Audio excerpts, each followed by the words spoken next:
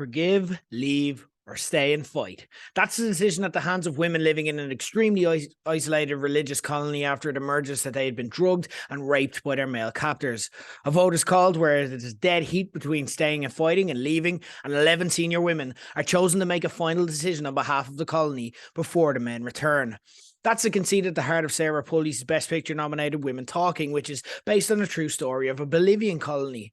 For me, this was divisive, all being with the understanding that I'm probably not necessarily the audience the film is looking to speak loudest to. First, the good. It's an excellently made movie. Polley writes and directs her first feature in a decade, and her passion and TLC for the project is clear to see. It's visually arresting, with the darker lighting conveying both the time warp the colony is stuck in. We learn that the events take place in 2010 throughout the movie, which could easily be mistaken for the 19th century at other times, as well as the urgency of their discussion, with it appearing to be almost constantly sunset, as it's clear the sun is coming down one way or another on life as they know it.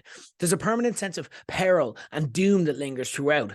The ensemble cast are fully bought into the concept and maximise the stakes by all bringing their A-game to reflect the perspectives needed. Rooney Mara's Ona brings a joy and hopefulness for a better future. Claire Foy gives the steely determination needed to potentially galvanise people into fighting. Jessie Buckley adds the fear and reminder of the everyday threat they face, while Frances McDormand remains trapped in the status quo and unable to evolve her thinking. Supporting performances from Ben Whishaw as the teacher, who's the only male allowed into proceedings, and trans character Melvin, played by Liv McNeil, only add dimensions. I also admire the brave choice to live up to the movie's title and focus on the discussion itself rather than the potentially more dramatic consequences of the decision. It allows all sides to be stretched out in a very true-to-life manner, which will make a lot of the audience feel very seen. Now for the parts that didn't connect for me. This was a very melodramatic movie. Characters tended to monologue rather than discuss. Situations would just escalate unprompted just because the pacing called for some drama to ensure it'd break things up and the audience were still awake.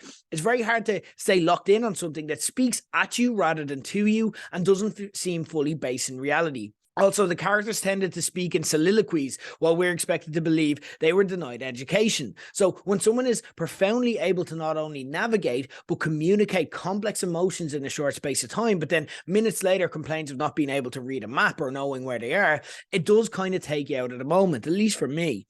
I understand why this decision was made, but I feel that there's a way to do this while remaining congruent and true to their characters, especially considering this has its roots in a true story.